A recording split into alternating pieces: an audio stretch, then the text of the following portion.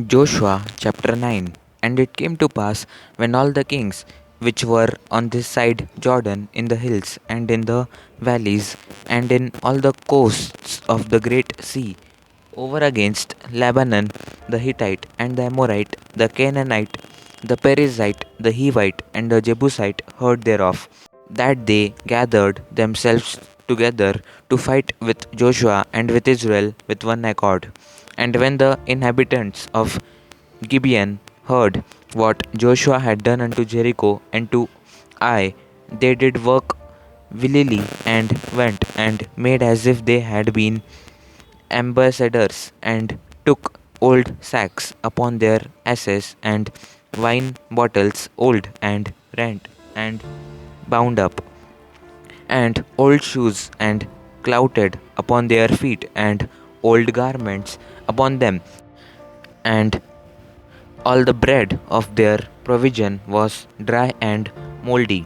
And they went to Joshua unto the camp at Gilgal, and said unto him and to the men of Israel, We be come from a far country, now therefore make ye a league with us.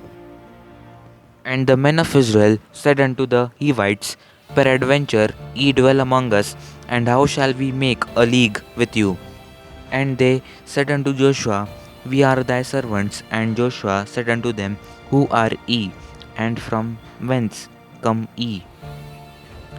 And they said unto him, From a very far country thy servants are come, because of the name of the Lord thy God, for we have heard the fame of him, and all that he did in Egypt, and all that he did to the two kings of the Amorites that were beyond Jordan, to Sihon king of Heshbon, and to Og king of Bashan, which was at Ashtaroth. Wherefore our elders and all the inhabitants of our country spake to us, saying, Take victuals with you for the journey, and go to meet them, and say unto them, We are your servants, therefore now make ye a league with us. This our bread we took hot for our provision out of our houses on the day we came forth to go unto you. But now behold, it is dry, and it is mouldy, and these bottles of wine which we filled were new, and behold, they be rent, and these our garments and our shoes are become old by reason of the very long journey.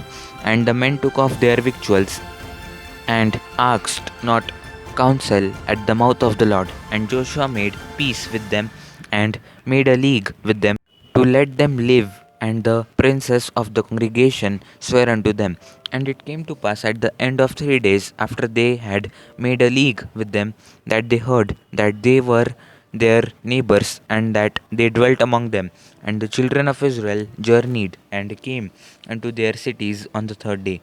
Now their cities were Gibeon, and Shephirah, and Beeroth, and Kirjath Jearim. And the children of Israel smote them not, because the princes of the congregation had sworn unto them by the Lord God of Israel. And all the congregation murmured against the princes. But all the princes said unto all the congregation, We have sworn unto them by the Lord God of Israel, now therefore we may not touch them. This we will do to them, we will even let them live, lest wrath be upon us because of the oath which we swear unto them. And the princess said unto them, Let them live, but let them be hewers of wood and drawers of water unto all the congregation, as the princess had promised them. And Joshua called for them, and he spake unto them, saying, Wherefore have ye beguiled us, saying, We are very far from you, when ye dwell among us? Now therefore ye are cursed, and there shall none of you be freed from being bondmen and hewers of wood and drawers of water from the house of my God. And they answered Joshua and said, Because it was certainly told thy servants how that the Lord thy God commanded his servant Moses to give you all the land, and to destroy all the inhabitants of the land from before you. Therefore we were sore afraid of our lives because of you, and have done this thing. And now behold, we are in thine hand, as it seemeth good and right unto thee to do unto us. Do. And so did he unto them, and delivered them out of the hand of the children of Israel, that they slew them not. And Joshua made them that day hewers of wood and drawers of water for the congregation, and for the altar of the Lord, even unto this day, in the place which he should choose. Amen. God bless you all.